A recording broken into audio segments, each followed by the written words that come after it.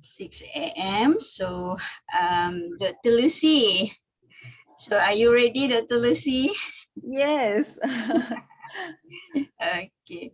So, today we do have students from the groups from the course AGR 514. It's a crop disease management. We also have a lecturer from the same courses, same course, Dr. Neni, we do have here. We also have the lecturer from the plantation management, Encik Shahrizan, and who else that I can see, the lecturer, Cik Zafri, Cik Zafri, who also is moderator for the afternoon session with the University Jember. Okay, so morning we have with the Umpat, and then the afternoon session we do have with the Jember University. So from the Umpat we have Dr. Istifada, Dr. Isti, Dr. I can see Dr. Fitri for with us today, and also the students from the Universitas Pajajaran. So welcome to this session. So I would like to thanks to everybody to make it your times to this morning. I know that it's a Saturday, it's a weekend, it's a rest day.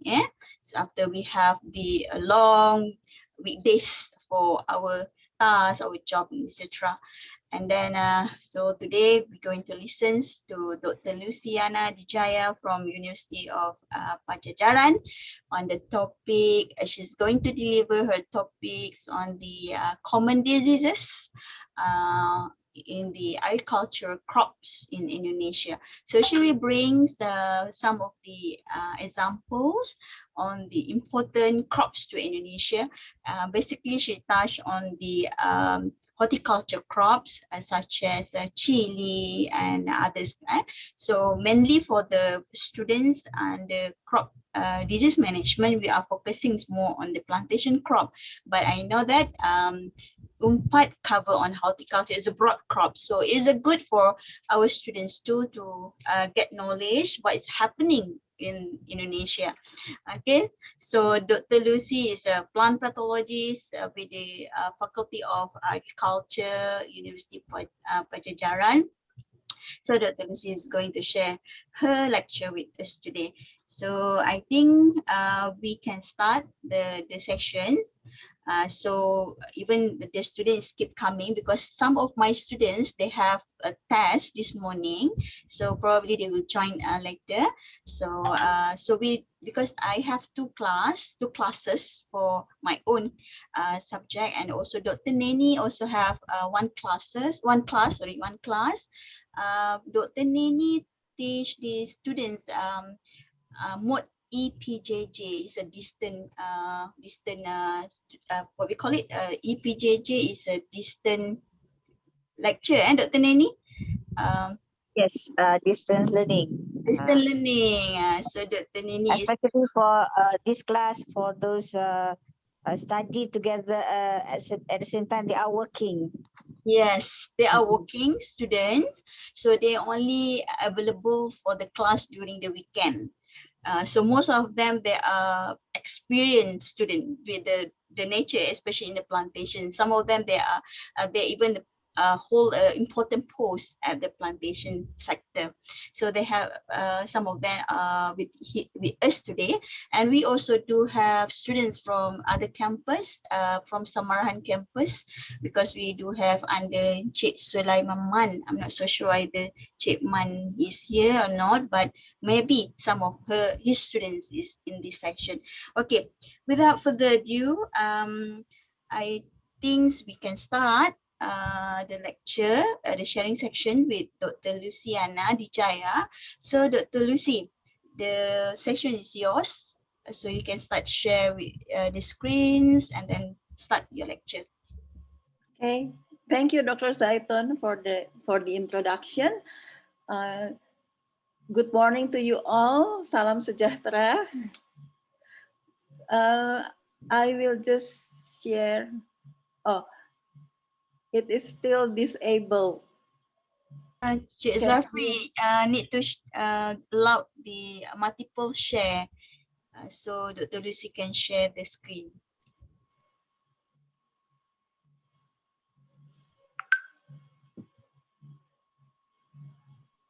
Try again, Dr. Lucy. Is it okay? Or It is still? still host disabled. Okay. Oh, yes. Okay. You cannot share your slide. Yes, because the host disable participant sharing. I think the All right. share screen too, Cik You Zafri. try again, Dr. Lucy. Try again, Dr. Lucy. Okay, Okay. it's okay now. Okay, It's thank you. loading. Yes.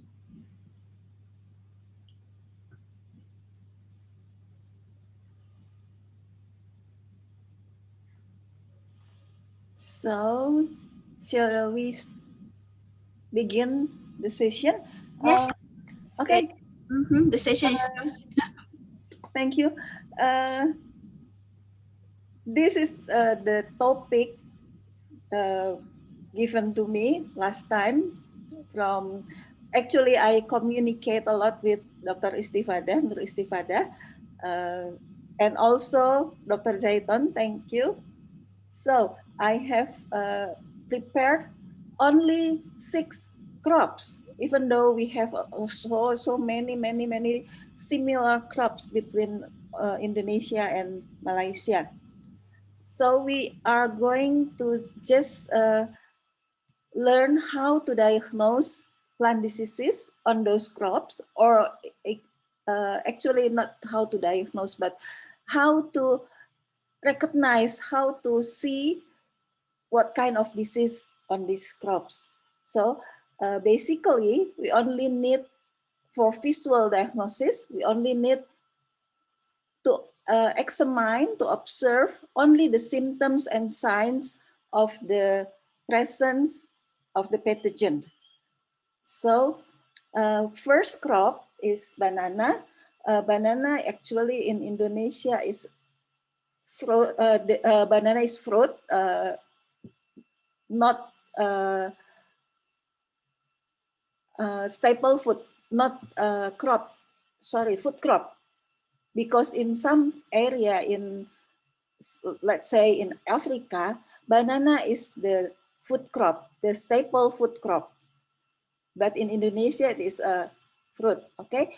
And this is quite important because banana originated from Southeast Asia. And then spread out in a wide range in Indonesia, Malaysia, Thailand, etc. in Southeast Asia. That's why I chose banana to discuss. And the disease in banana in Indonesia, there are of course a lot of disease, but the most important, not really important, but some of the diseases that cause quite a lot of loss, production loss. The first one is fusarial wilt disease, or internationally we say it Panama disease. The common name is Panama disease. This is the disease caused by Fusarium oxysporum, from a species cubens.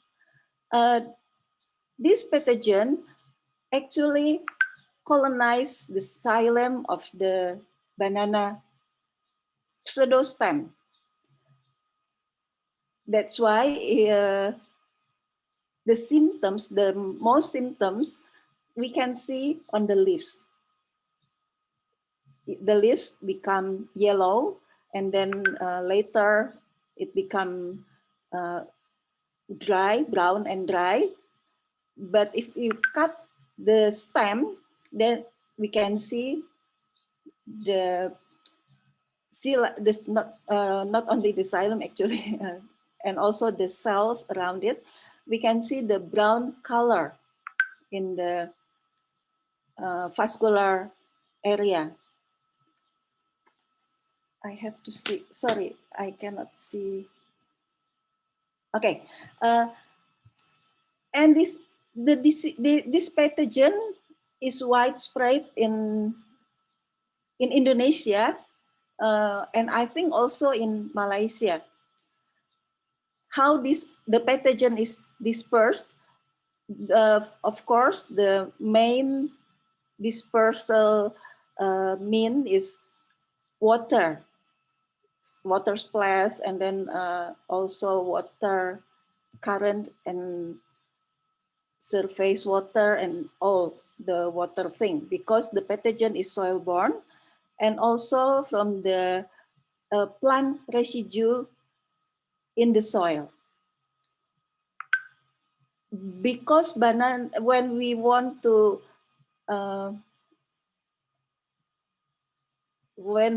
pick the fruits, we have to cut, and also the stem. After that, we cut the stem. Then the farming tools is quite an important mean to disperse or the pathogen, to spread the pathogen, and also to infect the new healthy plant. How can we manage this disease? How can we overcome? We don't really have the resistant cultivar, because the bacteria is easily spread by farming tools.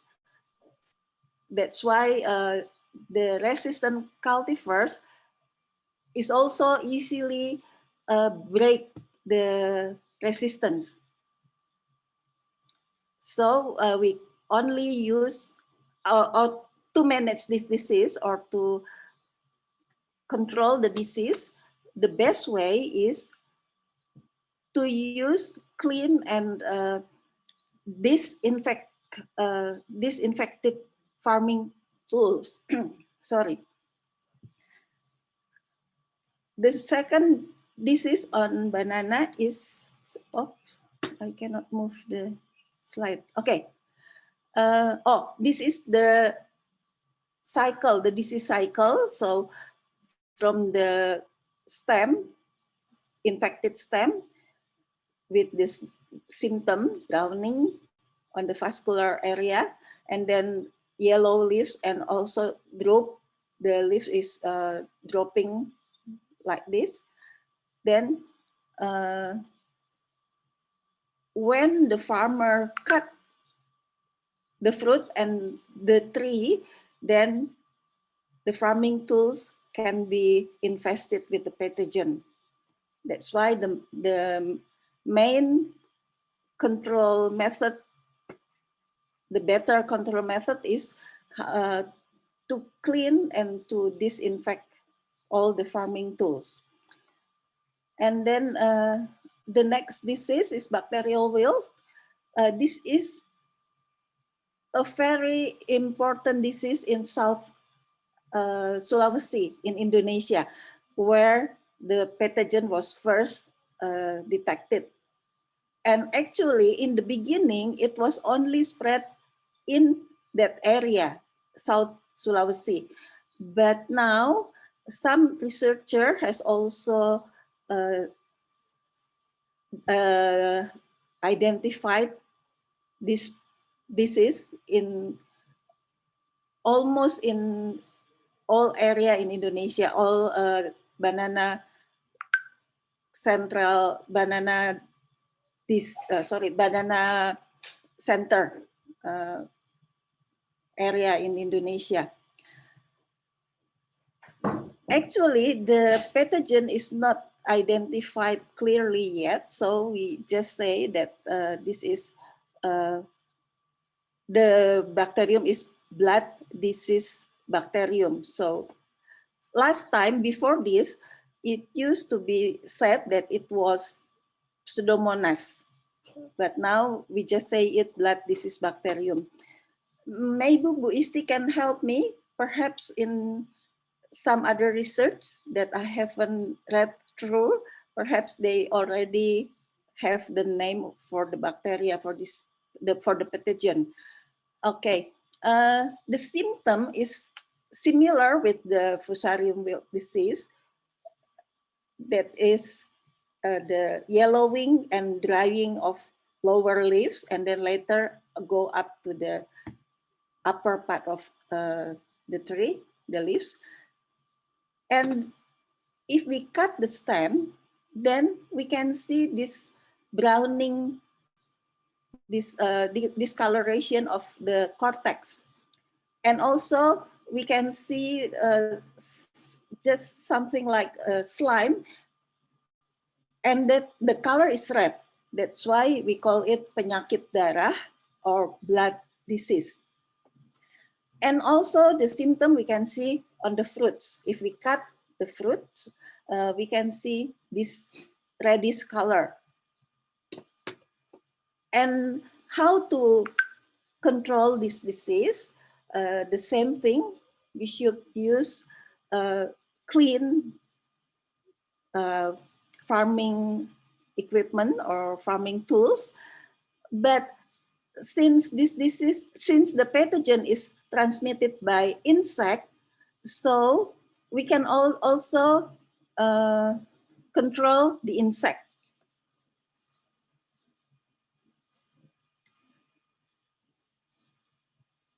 This is the cycle of the disease. So how the bacteria is transmitted from infected to healthy plants, especially by farming tools.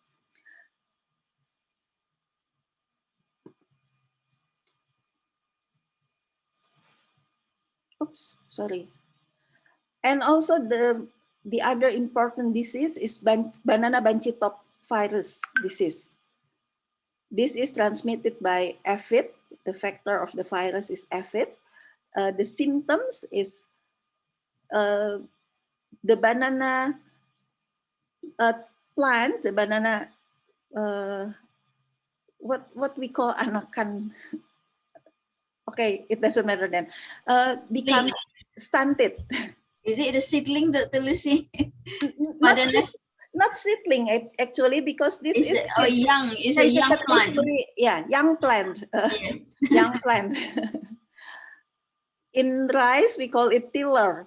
I don't know in this banana. Okay.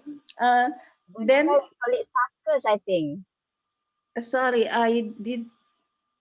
Sorry, banana, we call it suckers, is it? Oh, sucker. Okay, thank you. Yeah. Thank you. That's right. Sucker. Okay. Then the size of the leaf, we can see that it is really stunted. That's why we call it bunchy top. And also yellow color here. If we see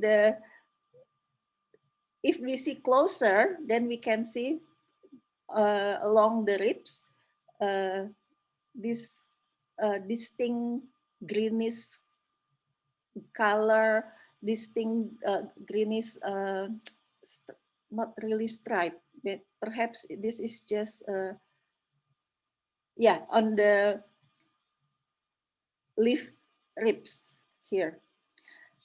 This is the healthy leaf, and this is very difficult to control because, of course, because the vector. So we have to control the vector if we want to control this disease. And also the virus is also transmitted via these suckers. So once one sucker is infected, it is better to eradicate the whole bunch of suckers or whatever here. Okay, then we can move to rice. Rice is staple food both in Indonesia and in Malaysia. We grow rice everywhere in Indonesia. And the main pathogens, the main disease is bacterial leaf blight. Sorry. Sorry. Actually, I missed an I here. Bacterial leaf blight. And it is interesting that this disease, we call it kresek. Kresek comes from bahasa Sunda. Maybe, I don't know in Malaysia, but in Indonesia, if we go shopping, so all the shopping stuff will be packed in one plastic bag, and we call it plastic kresek because of the sound, because of the noise they make. Kresek, kresek, kresek, something like that. And the symptom of this disease in rice field, the leaf of the rice become dry. And when the dry leaves touch each other, maybe because of the wind, then we can hear the voice, kresek, kresek, kresek, something like that. This is the symptom here. If we can see, this part is brownish and a little bit grayish color. So this part is infected area. The causal agent is Xanthomonas oryzae, Pathovar oryzae. This is a bacterium. And the bacteria is transmitted through wounds on the rice, especially on the rice young seedlings. When we move from the seedling bed to the field, usually the farmers cut the top part of the leaves, and that's why it causes some wound on the leaves. And this is a portal for the bacteria to enter the plants. Later in the field, then along with the growing leaves and tillers, also the bacteria will infect more leaves and cause a dry area like this. How can we control it? We can minimize the wound caused by the farming tools and farmer. And also we have resistant varieties. In Indonesia, we have developed some resistant varieties, and we can grow that. For example, varietas Ciherang, it is quite good. And then the next disease is blast. We can see the symptom, something leaf spot, grayish spot in the center, and then this brown color at the edge of the spot. We can see also the spot or the blast symptom on the neck and also on the color of rice. That's why the panicles become empty, and then the stem or the stem of the panicle will be upright. That show that the panicles are empty.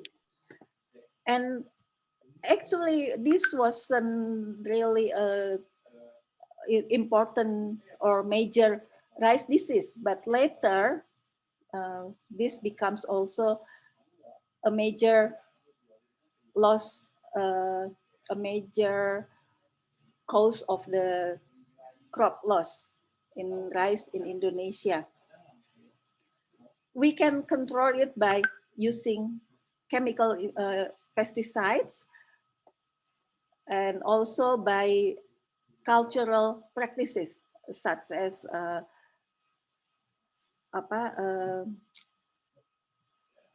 planted in the same time in a wide area. And then I don't know if we have a resistant cultivar. Perhaps Bu is Bu Nur Istifada can help me with this. Okay, the next disease in rice, this is also reported a few years ago, and we really a little bit awkward about this disease, bacterial grain rot. Earlier, in about 1970s, we have detected this symptom, this disease symptom caused by Burkholderia glume. But at that time, this disease did not cause quite a lot of loss. And we can just, the farmers can just ignore this disease.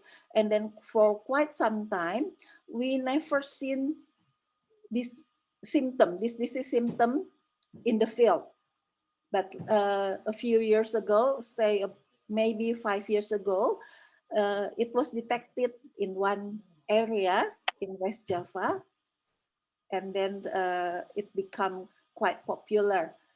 So the symptoms is, of course, we can see this brown part of the grain.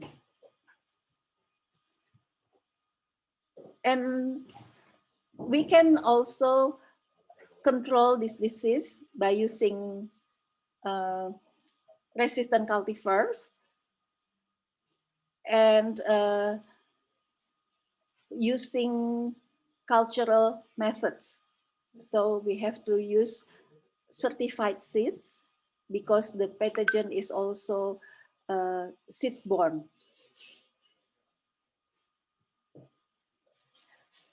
Resistance is caused by virus.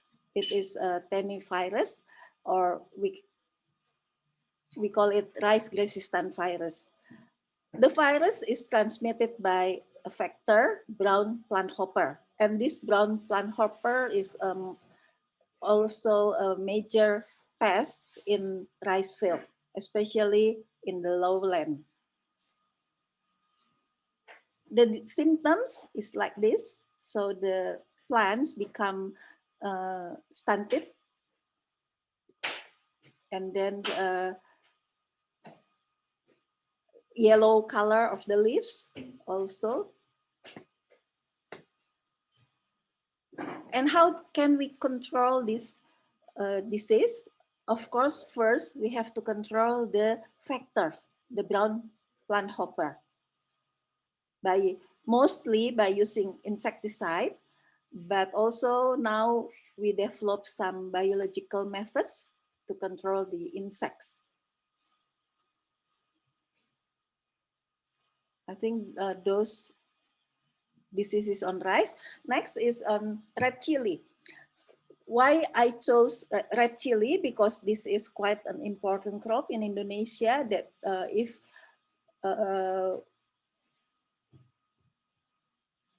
Bu Isti said the most crops that can influence the social thing in Indonesia is, one of it is beside rice, one of it is chili. And chili is quite an important ingredients in many cooking in Southeast Asia.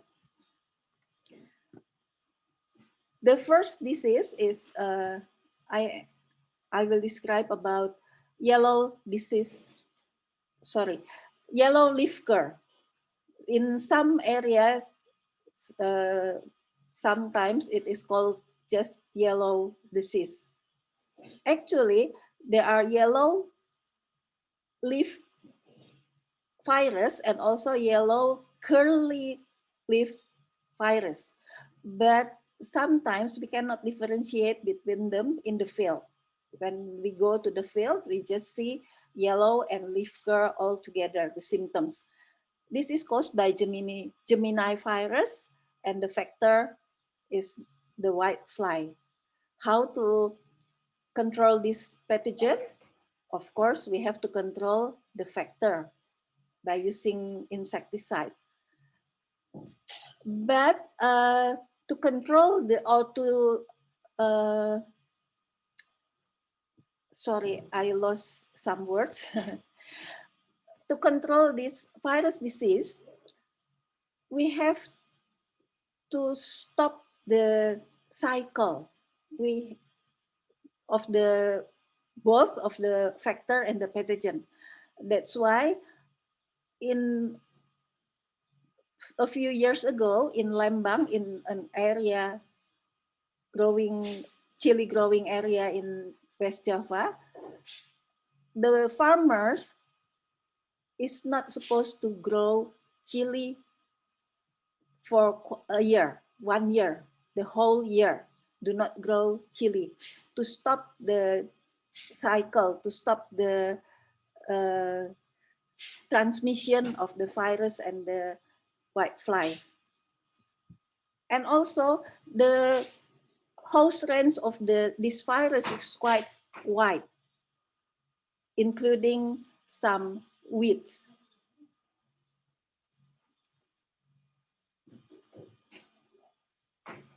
Other important disease on red chili is anthracnose. Actually, anthracnose is almost everywhere in all fruit crops.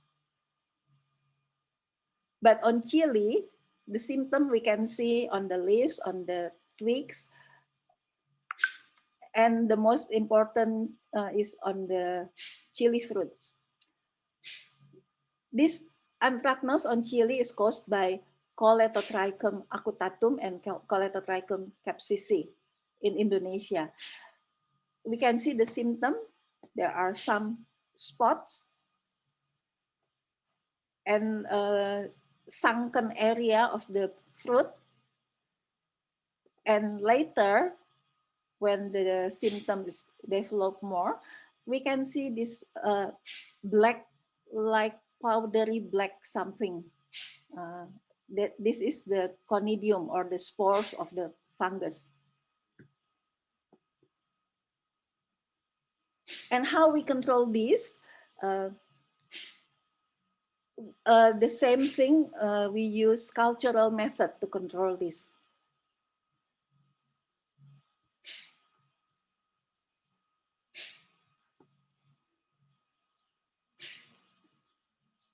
The next disease on red chili is Cercospora leaf spot, caused by Cercospora capsicii. The symptom is just like bird eyes, white spot in the center, and then this blackish or brownish halo, and also yellow halo around the white spot on the leaves. How we control this? Mostly the farmer use fungicide. And the next crop is tea. Tea is quite important product, plantation product in Indonesia. We export around the world. And the main disease is blister blight. The symptom we can see in the lower leaf surface, this white, like blister, something white, but later the color can be brown.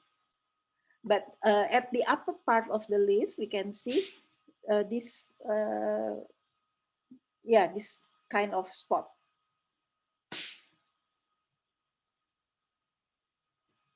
The pathogen is Exobasidium vexans, and this pathogen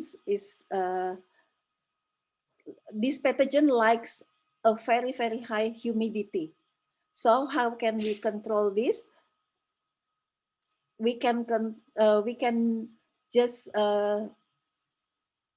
reduce the I miss also the word, the tanaman pelindung, the crop, not crop, the plants, because in tea plantation we have this many kind of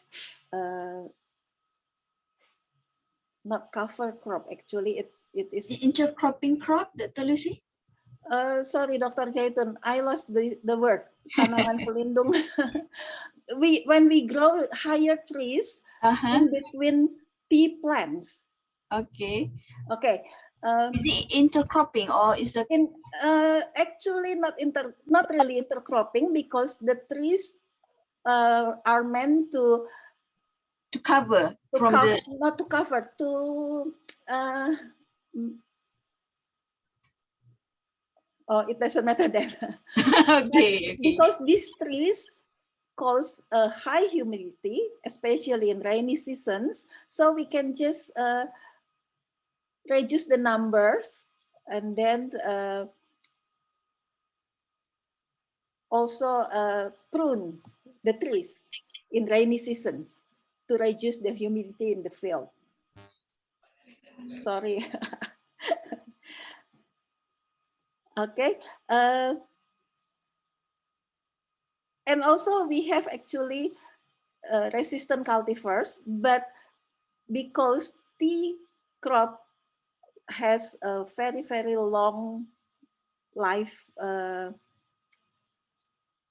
period, so it is difficult to control by using this method. Perhaps if the plantation in the plant in the plantation is old enough, that will be more than 20 years, we can grow the new cultivar, the new resistant cultivar, but then it takes quite a long time, not really quite a long time, it takes really, really long time. That's why we just change the climate, the microclimate, by pruning or by reducing the tanaman pelindung, the trees in between that grow in between the tea plants. Okay, this is the disease cycle. So from this is the early symptoms. We can see these translucent spots, and then later it becomes more clear. We can see the blister here. Then the pathogen is disseminated by air. In high humidity, the spore will germinate and then penetrate the new healthy leaves, etc. Okay, on the tea crops, there are also quite a few root fungus, white, brown, red, etc.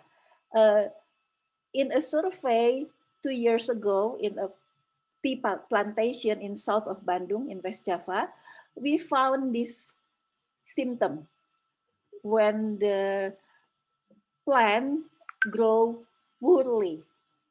The leaf drops, and then the trunks here becomes dry, and then the whole plant will die. When we dig the soil and see the lower part of the stem, we can see this fungus grow on the roots, the rhizoid of the fungus. The fungus here, the white root fungus, is Rigidoporus. But there's also Ganoderma fungus and some other root fungus that cause quite a big loss in tea plantation. How we can control this? We can use also culture method,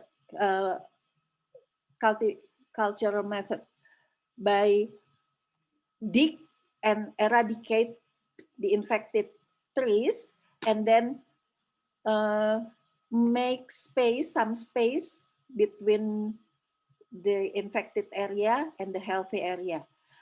And then the space, the space is planted with a kind of grass. I don't remember the name of the grass, But then, because the fungus is transmitted through contact between roots, so we have to have a clear area around the infected tree, infected plants.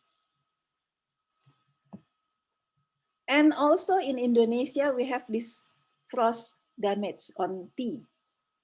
Why frost? It is because in Indonesia is a tropical country.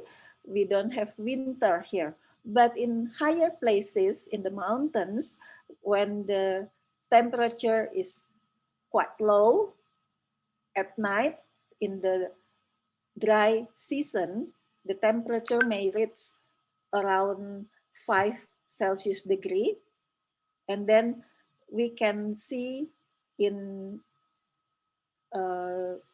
especially in tea plantation, actually this frost is not only cause damage on tea, also on other crops that grow in high area in the mountains, in the altitude more than 1,200 meter above the sea level. So this is not disease actually, so we can just call it frost damage. But some bacteria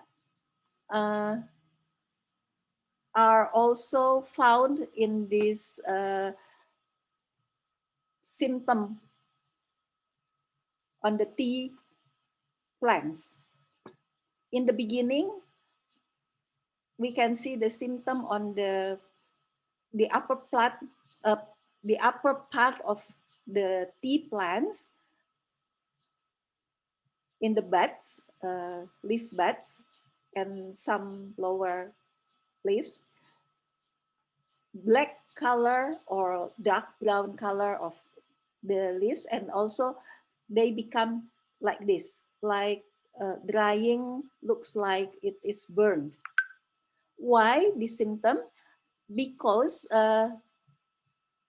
the cells of these leaves are lysis.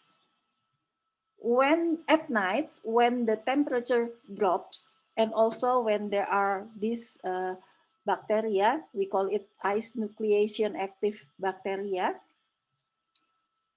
this can be denucleate or the nuclear for the freezing of the cell contents. And then because of the volume of the cell contents is wider or bigger or higher, then the cell envelope, the cell wall rupture. That's why the cell become lysis. And then later in the morning, when the sunlight has reached the leaves and caused the water content of the lysis cells evaporate, the remains looks like this, black color like this. And how can we control this damage?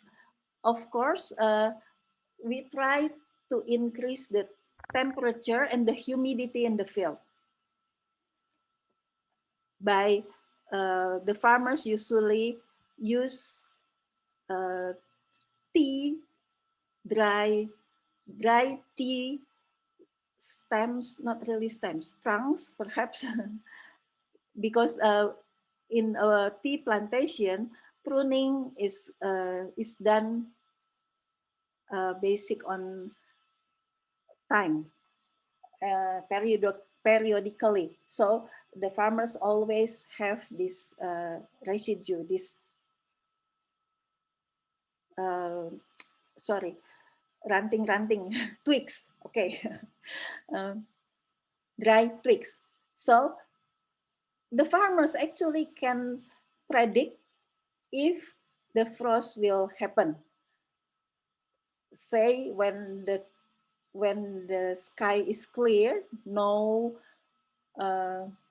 cloud, and then the temperature is low, then the farmers can predict that in the early morning, at say about 2 o'clock in the morning, then frost will happen. That's why they usually burn the twigs, the dry twigs, along the in between the block of the tea plot, tea area that will cause a higher temperature in that area. And also we can reduce the high temperature by high humidity. So in some area, the farmer just spray the tea plants. And this is not an easy way, because usually tea are grown in the mountains, and then with no source of water, adequate source of water in the higher places. In quite a big plantation, tea plantation, in some places also not the farmer, actually the factory of this tea, they just install sprinkle. So when it was predicted that the frost will happen at that night, they will just put the sprinkle on. Because in high humidity, the temperature will remain quite higher than in dry humidity. So this frost damage on plants is associated with the bacteria here, Erwinia and Pseudomonas. In Indonesia, we found Erwinia and Pseudomonas, but in other, especially in the subtropical countries, there are also other bacteria associated with this frost damage. Now we move to shallot. Shallot is also quite a demanded crop in Indonesia. In cooking, we use a lot of shallot in the ingredients. Shallot, both shallot and chili. That's why I chose shallot to discuss. The first disease on shallot is purple blotch, caused by fungus Alternaria pori. The symptom is like this. There are spots, necrotic spots on the leaves. First, only small yellow spot, then become larger, the spot larger, and the color is also become darker, brown and purple. This is the shape of the spore of the Alternaria pori.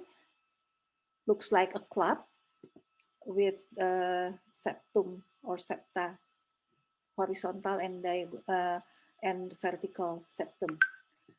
And how can we control this? Actually, we can just eradicate the plants with the symptoms to limit the transmission between plants. But we can also use chemical fungicide.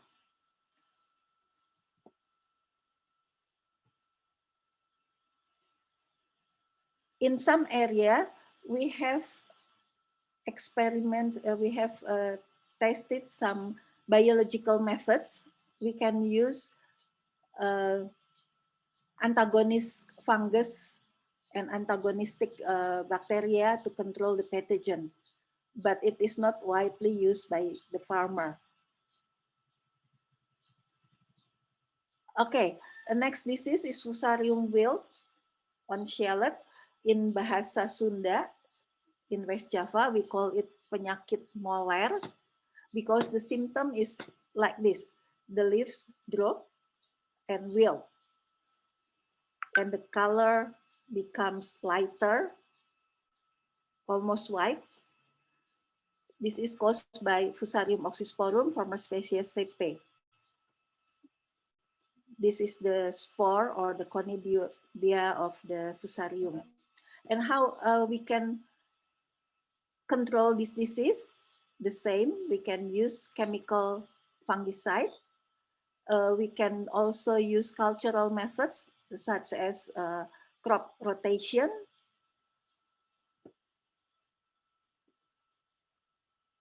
And the host range is almost all allium genus. Onion, spring onion, that they are infected by this fungus. And the next disease, the next crop is cocoa. Cocoa is quite an important crop in Indonesia because we export the cocoa bean to Europe. And the major disease on cocoa is this cocoa fruit rot caused by Phytophthora pelmaphora. How can we control this disease? So if we go to the field, monitoring is important. If we find a disease symptom on the fruit like this, brownish color, even only a small or only a little symptom, small symptom here, then we have to pick the tree and then eradicate, sorry, not the tree, the fruit, and eradicate the fruit. Because the pathogen can survive in the soil. And also it is transmitted not by vector, but by carrier. When insects walk along the fruit and then go to the other fruit, they will bring the spore of the Phytophthora everywhere to the healthy fruit. Sanitation in the field is important because the Phytophthora can survive in the crop residue in the soil. Sorry, I think that's all I can share. I'm sorry, especially for the English language. I miss a lot of terms in English language. So I give the time back to Dr. Zaiton. Okay, thanks to Dr. Lucy for the great sharing session. So as a Malaysian, so we learn a lot from the sites of diseases in common diseases in major crop in Indonesia. We do have similar types of the diseases. For example, on the banana, chili, and cocoa. There is also our common diseases that attacks to our crop in Malaysia. We have a similar types of the diseases. So thanks for the section, the sharing section, the informations that you just shared with us.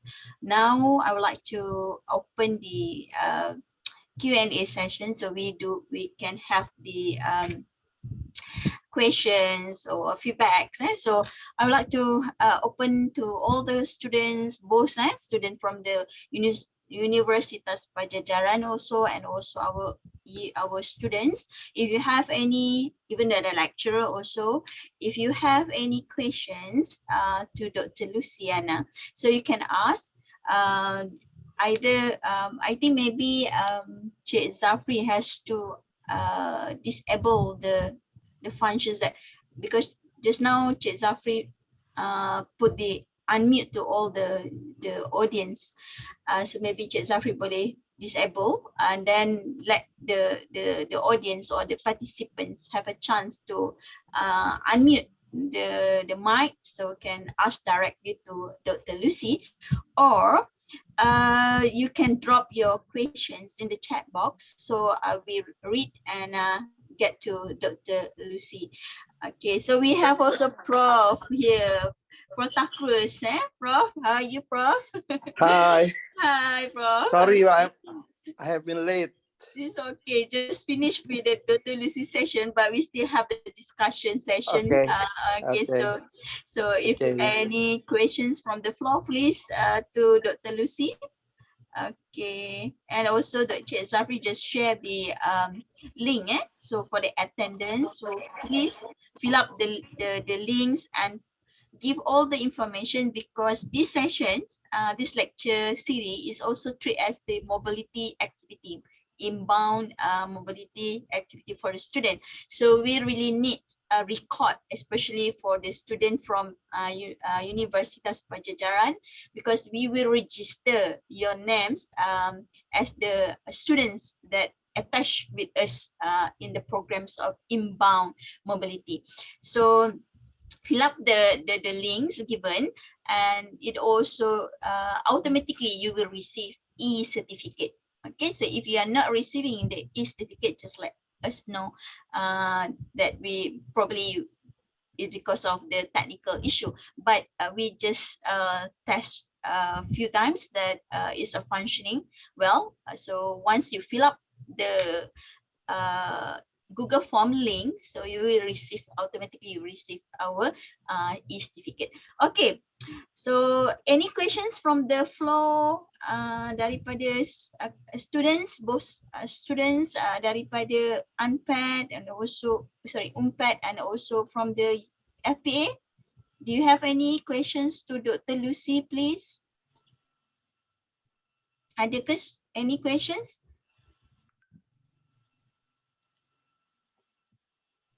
Dr. Lucy, okay, maybe they just need to get times to warm up. A lot of questions because I just share the materials briefly and concise, not really concise, but actually I only explain a small part of each disease. Yes. So I think it should be a lot of questions from the students. Yeah, suppose. Okay. So okay, I can see from the chat, I think from the Mr. Muhammad Faiz Samin. So I think this one is on the when you talks about the banana disease on the blood disease. Okay, so in Malaysia, previously for the blood disease, we think that the cause of the disease is Ralstonia cinerestrium. So the wilt disease is also can cause on other plants, for example, like tomato. Not recent, I think in 2013 or 2014. Our MARDI is a Malaysian Agricultural Research Development Institute, MARDI. So they try to re-identify that because of they found that there is not the same.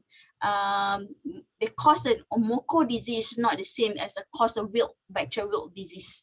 So they also trying to identify. I'm not so sure. Maybe Dr. Neni, if she can share with us with the latest info, because I'm not really working on the banana, but I know because in 2014 I was invited by MARDI to join together to discuss, because they found that the Moko disease is not the same with the wilt disease, bacterial wilt disease, because which is the Ralstonia. So they found that it's a different. They try to identify, but I'm not so sure either they found the exact species for the Moko disease or not. Maybe Dr. Neni, do you have some things or informations regarding on this? Well, for the Moko disease, I heard that the causal agent for the Moko disease is previously they stated that the causal agent is Arenia, is it? Arenia, if I'm not mistaken. Ralstonia. Ralstonia, sorry, Ralstonia. Yes. They claim Ralstonia, but MARDI did identify it actually is not Ralstonia.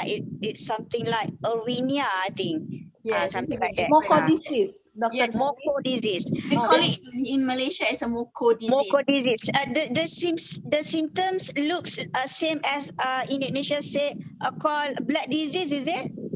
Okay, the symptoms is the same, but blood disease has a very distinct reddish color of the fluid of the bacterial mass. Yes. I When we see. cut the trace, that is the difference. That's why we just say it bacterial blood.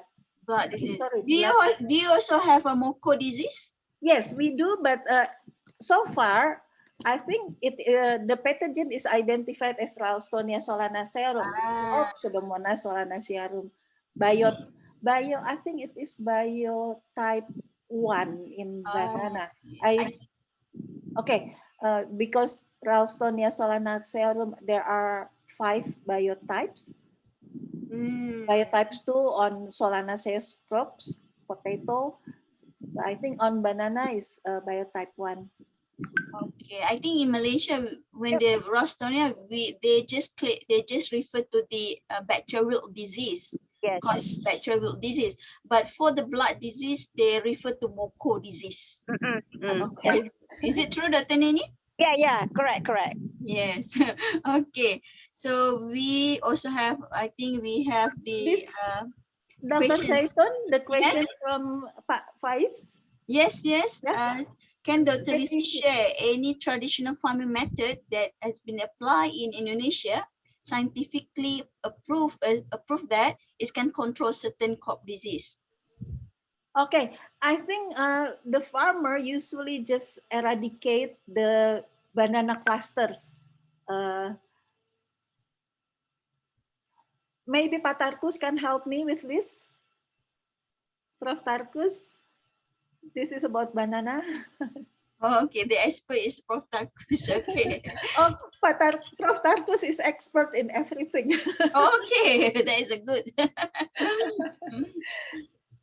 Yeah, I think this is the most method applied by the traditional farming in the traditional farming system of banana. Just remove the cluster of the banana plants, and then we have to burn it. Do not just leave the remain of the plants on the ground. So do you have the tissue culture for oh yeah, okay, thank you. You remind me of this thing. Because banana is we plant banana using vegetative plant parts, the plant, not plantlet, the, what do you say? What did you tell me again? Sucker. Okay. The sucker, because we plant the sucker, and the pathogen is inside the sucker, symptomless. That's why quarantine is important in this method. The quarantine should detect or should try to examine the suckers if you want to take the suckers between areas. And actually, I just found that Indonesia imported banana suckers from Malaysia. That's Actually, right. we have one the good company. It's a United Plantation, UP, based in Perak. So they are good in producing the disease-free sucker through the tissue culture. So by having this sucker, so at least we can reduce some of the damage from the several banana disease, especially on the Fusarium wilt disease. I'm not so sure that Indonesia get from us. Is it from the tissue culture or just from the what we call it, the conventional produce sucker? Okay. So maybe because we do have this tissue culture, quite good tissue culture in banana. Okay, and then more question. Okay, so we do have another questions from Amjad. So several questions for the Lucy. Is there any common method or most efficient method to identify disease on the tea plant? And what types of method that you use in Indonesia to overcome this issue for identifications of the disease in the tea plant? Okay, Most common. identification of blister blight is quite actually easy because of the clear symptoms, visible symptoms. But for the root disease, this is quite a problem. When we see that the leaves, the trunks become drying, then that means that the fungus, the causal agent, is already widespread in the soil and on the roots. So that's why this is really difficult to control. We can just eradicate those trees with disease symptoms. And then not only those infected trees, but also looks healthy tea plants around the infected trees.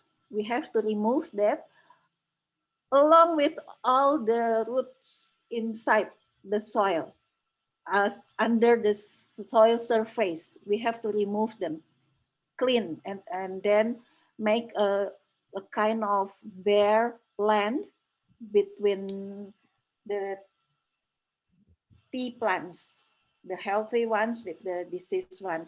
And this method by using I don't remember the name, but it is looks like grass with a very long leaves, tall grasses. I don't remember the name. Perhaps Patarkus remember, or Bu Isti, because when we survey this place, we went together to the tea field. And it is quite good to control, or to not really to control, to limit the dispersal of the pathogen, to limit the new infected tea plants. Is it the same pathogen because it's a white rot disease? Is it the same gene? I mean, the gene is the same. Is it the same species that can cause also the white rots on the rubber? Yes, Rigidoporus. Yeah, the same. Okay. The host strains of this white root disease is white root fungus. Almost all trees or forest trees, or yeah, but almost all trees can be infected by this white root fungus. Because we do have these problems in our rubber. This is one of the major diseases our rubber plantations, white rot disease. Yeah. So you did mention just now, it also can be attacked by Ganoderma. Ganoderma, that's right. Is it the same that attacks on the oil palm?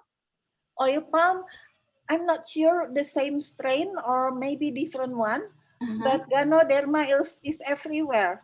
Also on pine trees. Oh, is it the same species? Is Ganoderma bonae?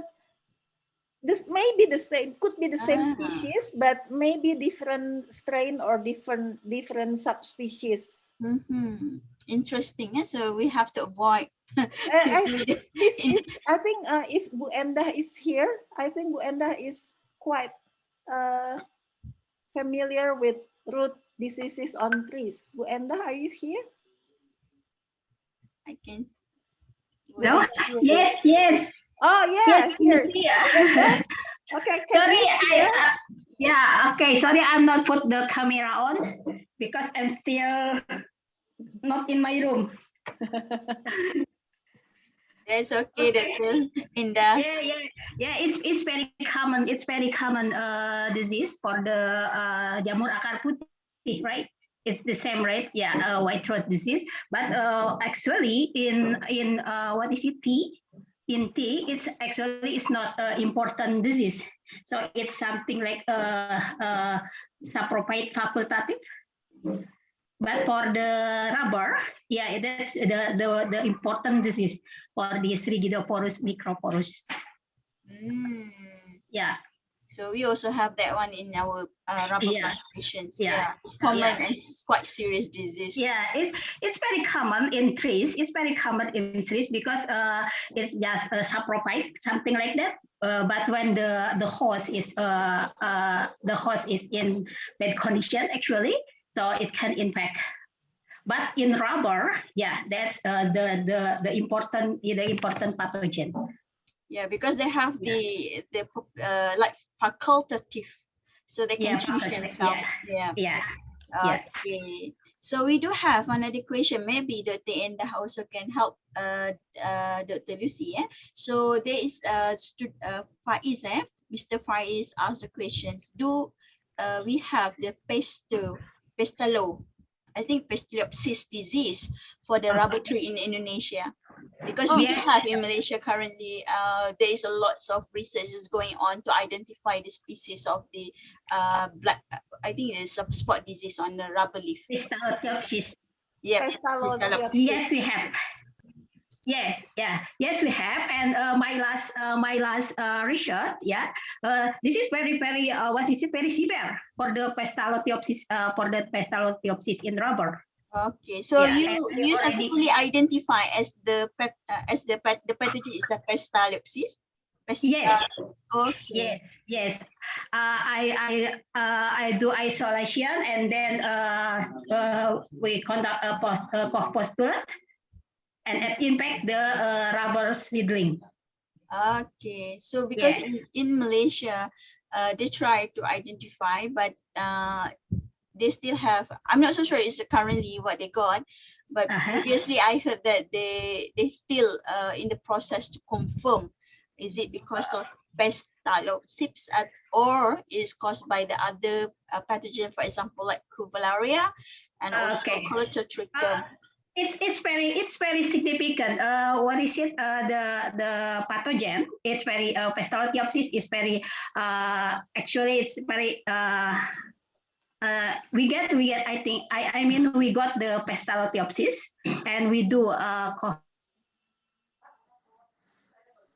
postulate and then infect the infect the seedling. Yeah, so it's confirmed. There is a good because Dr. Noraini currently she is working on that disease. Yeah, maybe she can talk to you more about this to help the student. Yeah, there is and the pathogen and the symptom is very beautiful actually. Yeah. Pestalotiopsis, the characteristic is so distinct. Okay, all right. Okay, thanks, Dr. Indah. So anyone to ask more questions to both Dr. Lucy, Dr. Indah? We do have many experts in the plant pathology in this room. Professor Tarkus, we do have Dr. Nur Istifada, and we do have Professor Hasanti. So if you have the more questions to ask, feel free to unmute your microphone and directly ask, or you can drop the questions in the chat box. Okay. Any questions? Okay, there is a question in the chat room.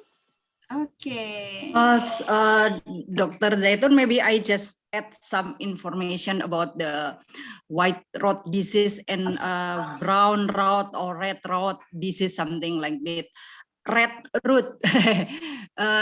rot disease or white rot disease. I think Bu Indah said that it's usually a saprophytic.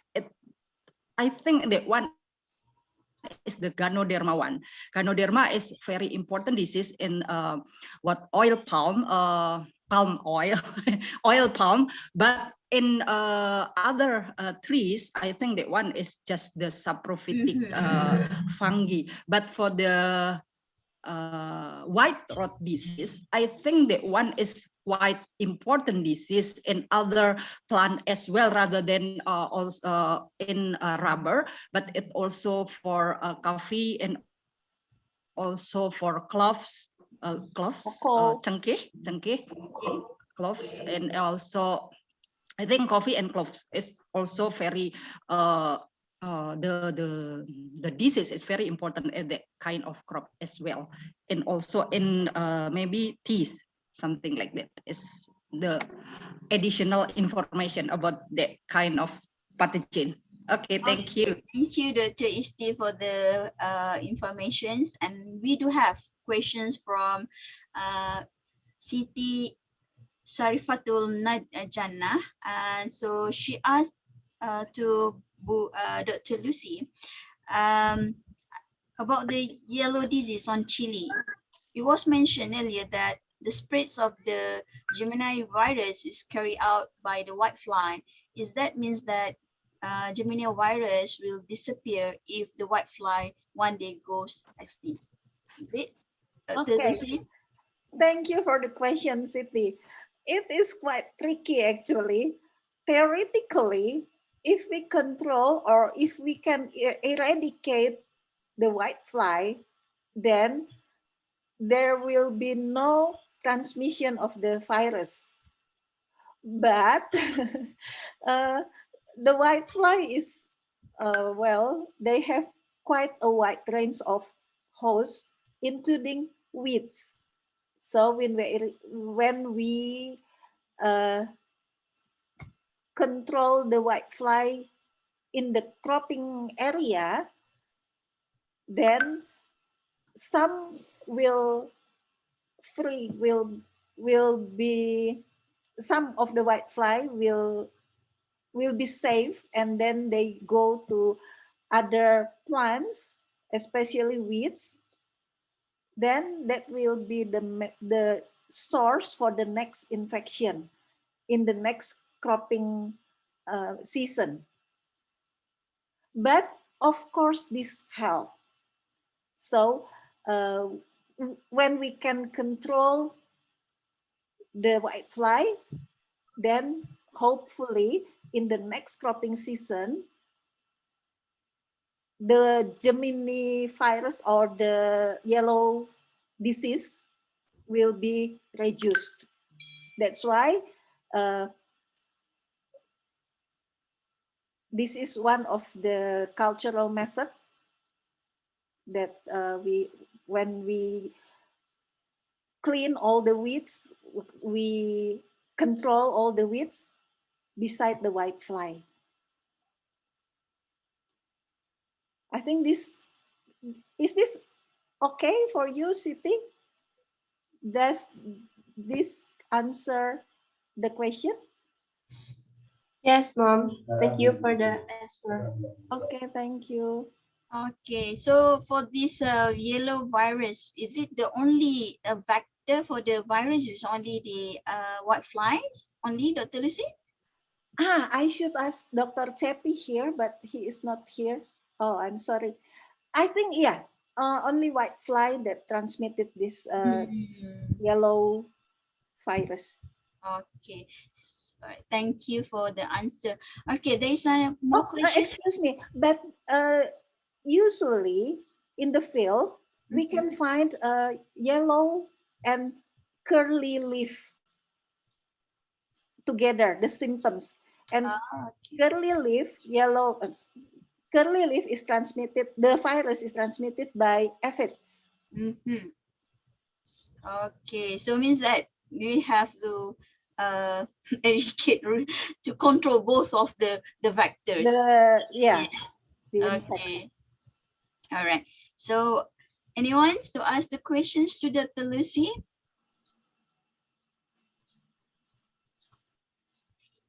Okay, you can unmute your microphone, or you can drop the question in the chat box.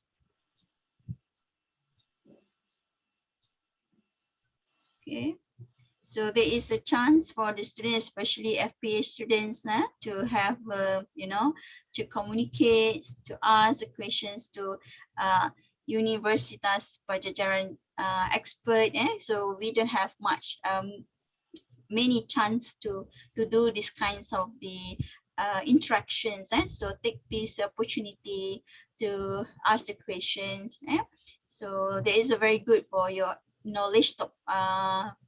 Even we in our syllabus, we are not really focused on this horticulture crop, but there is also major is important diseases that we do have in our country. We have similar diseases on our rubber, our banana, chili, and also cocoa.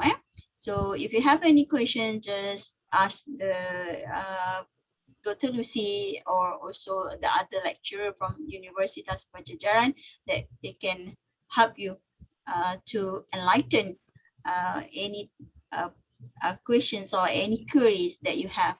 Okay, so anyone?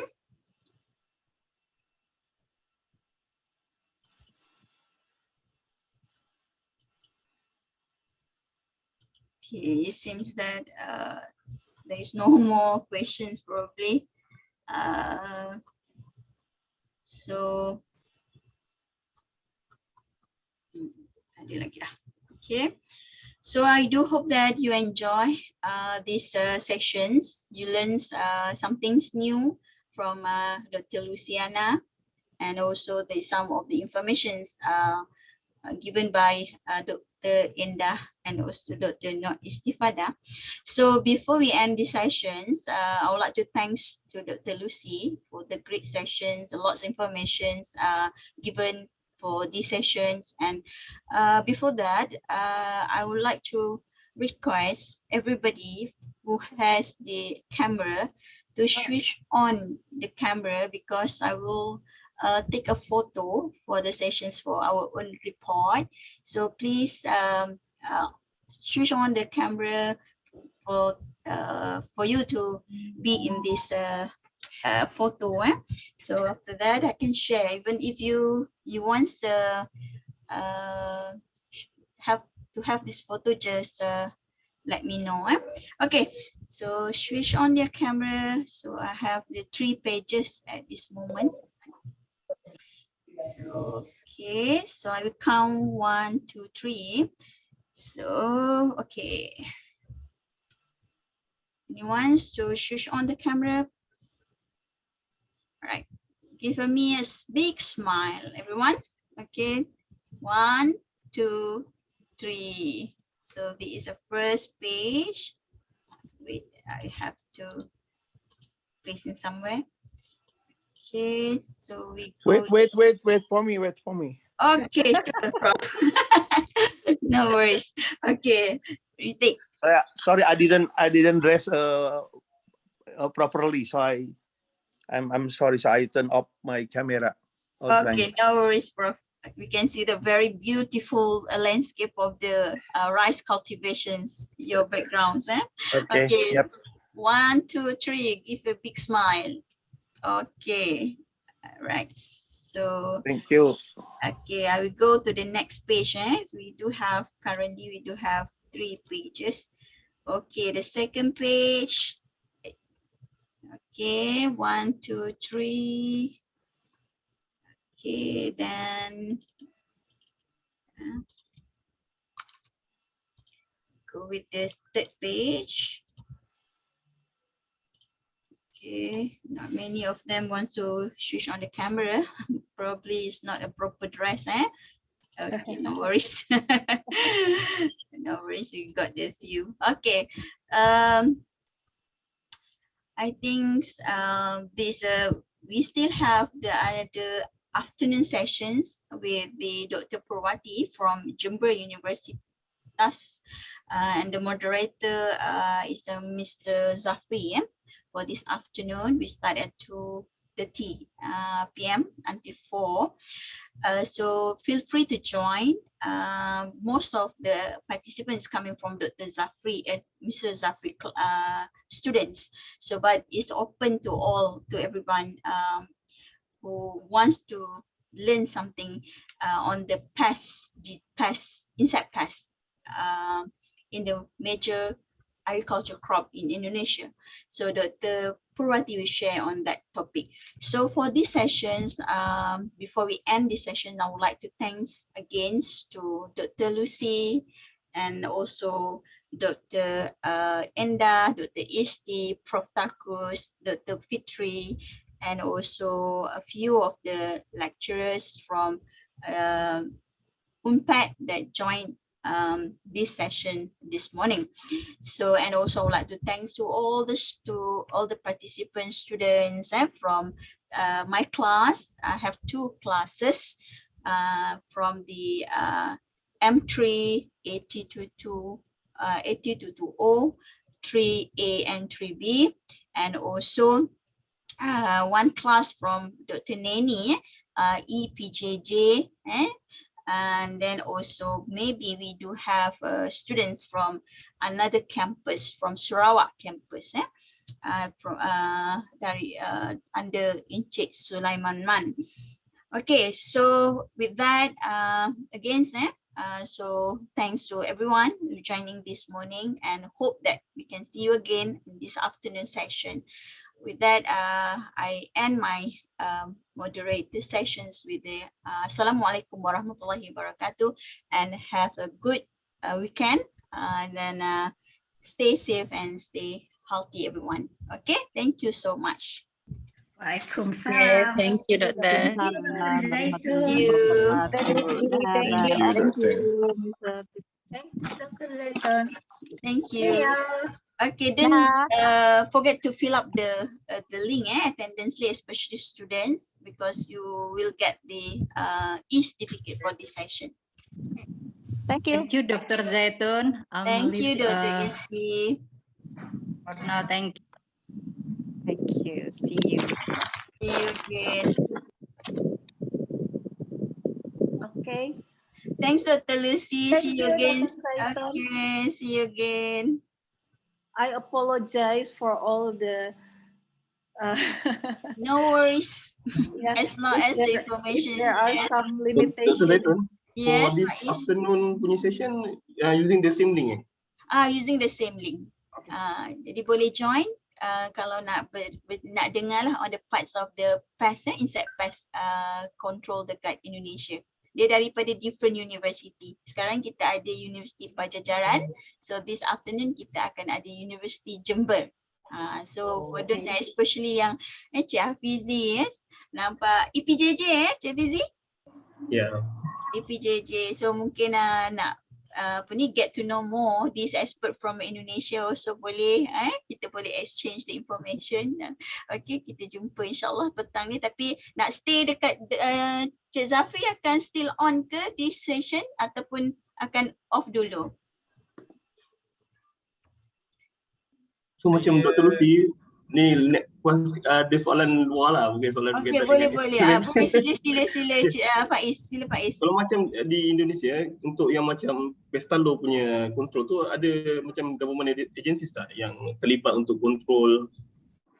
Macam di Malaysia, we have what we call RISDA currently yang control lah untuk this disease for the smallholder, then using the government punya budget lah untuk control punya ni.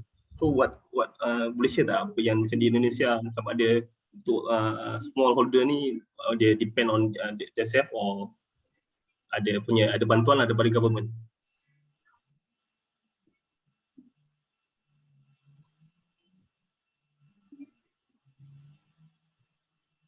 Dr. Lucy. Sorry. Dr. Lucy, Faiz is asking you regarding the Pesta disease, Pestalopiopsis. Yeah. Pestalopiopsis disease on rubber.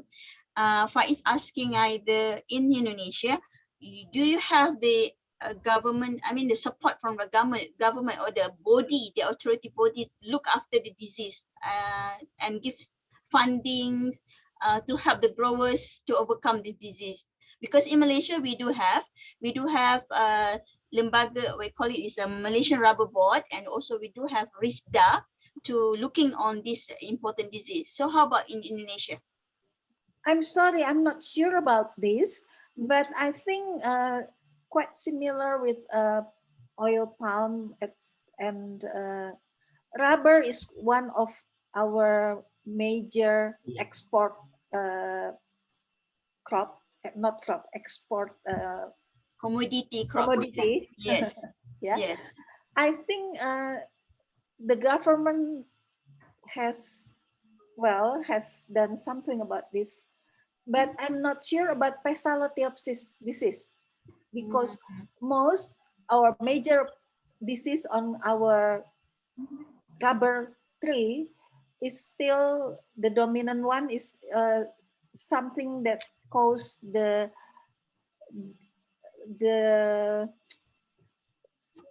when the quality of the sap, the rubber sap reduced by this pathogen, what do you call it? The deterioration of the rubber. Yeah.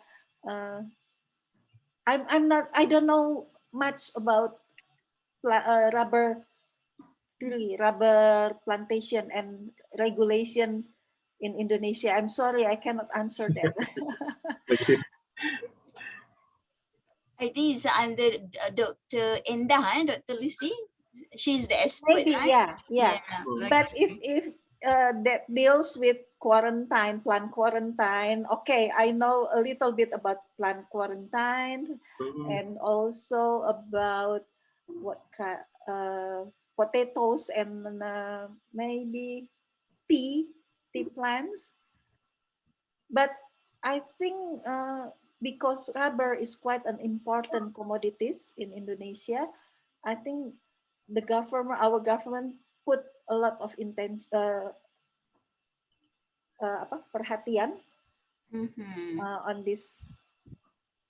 Okay.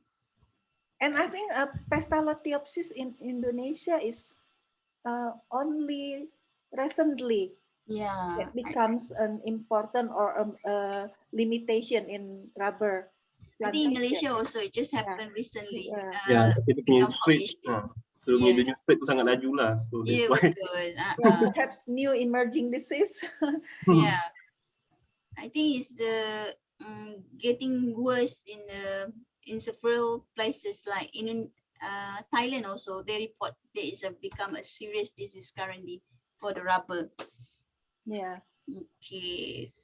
So, Cik Zafri, is it the participant can stay in this session sampai petang ke macam mana? Kita buka aja Petang kita buka balik . Oh, ini kira nak end ke ataupun? Saya end session sekejap dulu. Okay. Oh, sebab recording sebab recording sebab dulu recording. Okay. Alright. So can stop lah recordings tu and then kita end dulu and then tapi actually kalau recording ni boleh stop and then kita akan start, dia akan buat 2 file kan?